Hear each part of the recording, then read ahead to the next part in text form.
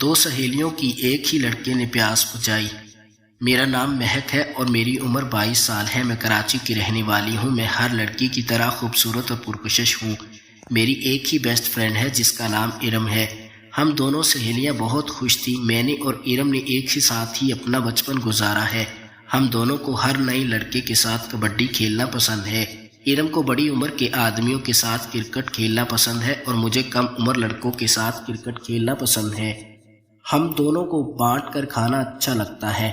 مہک سے اتنے دن ہو گئے ہیں، ہم نے کوئی نیا بوائے فرینڈ نہیں بنایا۔ کیوں نہ نیا بوائے فرینڈ بنا کر ہم اس کے ساتھ مزے لیں۔ میں اور ارم شاپنگ مال کے ریسٹورنٹ میں بیٹھی آئس کریم کھا رہی تھی جب ارم کو نئے بوائے فرینڈ کا خیال آیا۔ ہاں کہہ تو تم ٹھیک رہی ہو، میں بھی اتنے دنوں سے بور ہو گئی ہوں اور میری ندی میں بھی بہت ہلچل مچی ہوئی ہے۔ کوئی نیا بوائے فرینڈ تلاش کرتے ہیں، لیکن اس بار اس پر حق میرا زیادہ ہوگا۔ تم ہر بار لڑکے کو اپنا دیوانہ بنا لیتی ہو، وہ تمہاری ہی لینے کی زیادہ سوچتا ہے، مگر اس بار ہم دونوں برابر لیں گی۔ نیا بوائے فرینڈ بنانے سے پہلے میں نے اپنی شرط سامنے رکھی۔ اچھا ٹھیک ہے یار، تم پہلے اس کی آئس کریم لے لینا، پہلے لڑکا تلاش کرتی ہیں، ارم نے کہا۔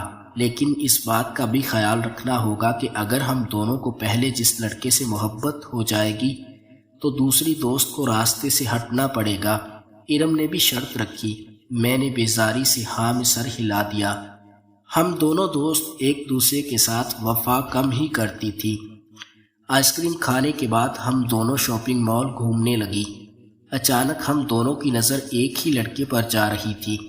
وہ لڑکا ہم دونوں کو ہی اچھا لگا۔ ادھر مجھے اس لڑکے سے محبت ہونے لگی تھی۔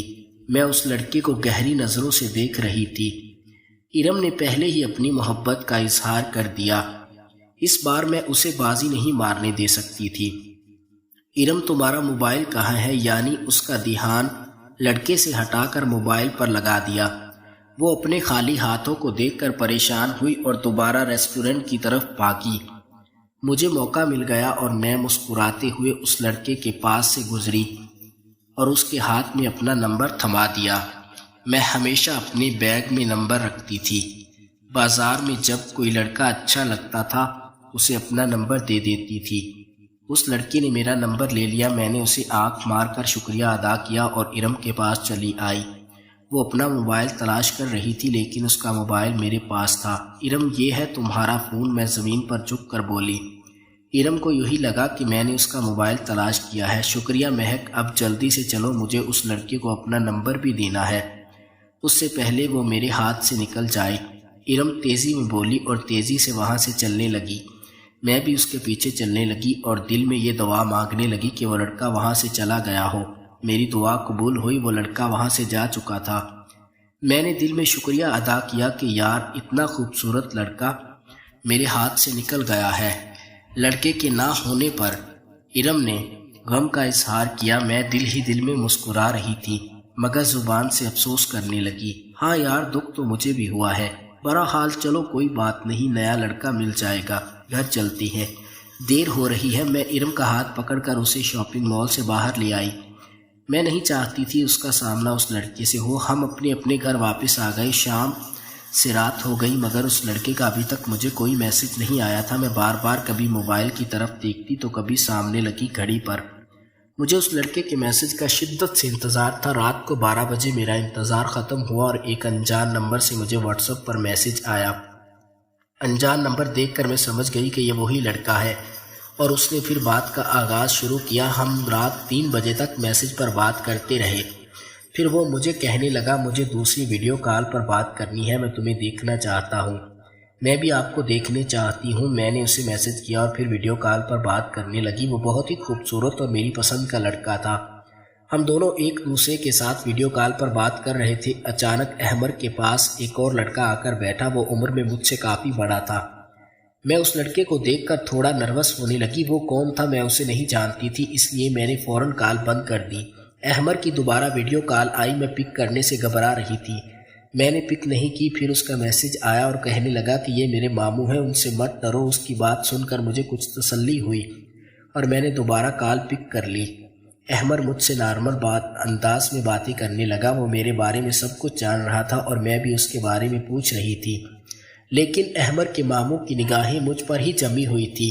وہ پلک جمائے بنا مجھے دیکھ رہے تھے۔ ان کے دیکھنے کے انداز سے مجھے ایسا لگ رہا تھا کہ وہ مجھ پر اپنی نیت خراب کر بیٹھے ہیں۔ میں نے انہیں نظر انداز کرنے کی کوشش کی کیونکہ احمر کے ساتھ سب کچھ کرنا چاہتی تھی، کیونکہ وہ جوان اور خوبصورت لڑکا تھا۔ ہم دونوں کافی دیر تک باتیں کرتے رہے، پھر اس نے کال بند کر دی۔ ارم مجھے بار بار میسج اور کال کر رہی تھی۔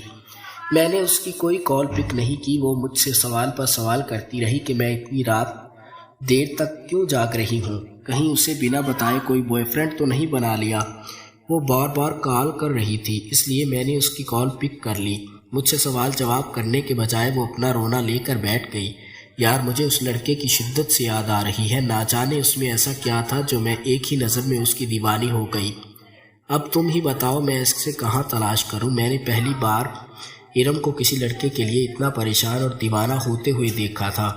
اسے تلاش کرنے سے بہتر ہے تم اسے بھول جاؤ اور نیا بوائے فرینڈ بناؤ۔ میرا کزن ویسے بھی تمہارا چاہنے والا ہے، تم اس سے دوستی کیوں نہیں کر لیتی؟ اس کا دھیان احمر سے ہٹا کر اپنے کزن کی طرف لے آئی۔ یہ حقیقت تھی کہ میرا کزن اسے چاہتا تھا اور اسے صرف میری وجہ سے نظر انداز کرتی تھی، کیونکہ مجھے اپنا کزن اچھا لگتا تھا اور وہ چاہتی تھی ہم دونوں ہی اس کے ساتھ کریں۔ نہیں، میں اس لڑکے کے سوا کسی دوسرے لڑکے کے بارے میں نہیں سوچ سکتی۔ ہم پھر کل دوبارہ اسی شاپنگ مال میں جائیں گے، شاید ہمارا سامنا دوبارہ ہو جائے۔ ارم کی سوئی اب بھی احمر پر رکی ہوئی تھی، وہ تھا بھی تو اتنا پیارا۔ اچھا ٹھیک ہے، ہم چلے جائیں گے۔ میں نے شاپنگ مال جانے کی حامی بھر دی۔ میں بہت خوش تھی کہ احمر میرا دوست ہے، اس کے ساتھ خوب مستی کرنا چاہتی تھی۔ اب صرف اس کی طرف سے اشارے کی منتظر تھی۔ مجھے نیند نہیں آ رہی تھی۔ میں نے احمر کو میسج کیا، مجھے کچھ جواب نہ ملا۔ میں نے سونے کا ارادہ بنایا، اسی وقت مجھے احمر کا میسج آ گیا۔ میں تم سے ملنا چاہتا ہوں، آج بھی میں نے تمہیں صرف ایک ہی نظر دیکھا تھا، اگر تمہیں مناسب لگا تو مجھے اپنے گھر کا پتہ دے دو، میں تمہارے گھر کے باہر آ کر تمہیں دیکھ کر چلا جاؤں گا۔ احمر نے مجھے گھر کا پتہ بتانے کو کہا۔ مجھے گھر کا پتہ بتانے میں کوئی مشکل نہیں تھی، لیکن میں اس سے کئی بار ملنا چاہتی تھی۔ اگر گھر بلاتے اور کہیں ارم نے مجھے دیکھ لیا تو صرف اس بات کا خوف تھا، ہم کہیں باہر مل لیتے ہیں۔ اب مجھے اپنے گھر کا بتا دیں، میں وہاں آ جاتی ہوں۔ میں نے احمر کو میسج کیا، وہ 5 منٹ بعد مجھے جواب دے رہا تھا، نہیں میں آپ کے گھر آنا چاہتا ہوں، پلیز انکار مت کرنا۔ پھر احمر میرے گھر آیا اور میں نے ارم کو بھی بلا لیا۔ اب احمر کبھی میری چڑیا کو کھانے لگتا اور اپنا ایک ہاتھ ارم کی چڑیا پر رکھتا، پھر احمر نے پہلے میری چڑیا میں اپنا طوطا ڈال کر اپنا پانی نچوڑ دیا، پھر ارم کی نرم نرم چڑیا میں اپنا طوطا ڈال کر کبڈی کھیلنے لگا۔ ہم دونوں کی پیاس مکمل ہو چکی تھی اور احمر بھی تھک چکا تھا۔ پھر احمر گھر چلا آیا اور ہم بھی گھر آ کر سو گئی۔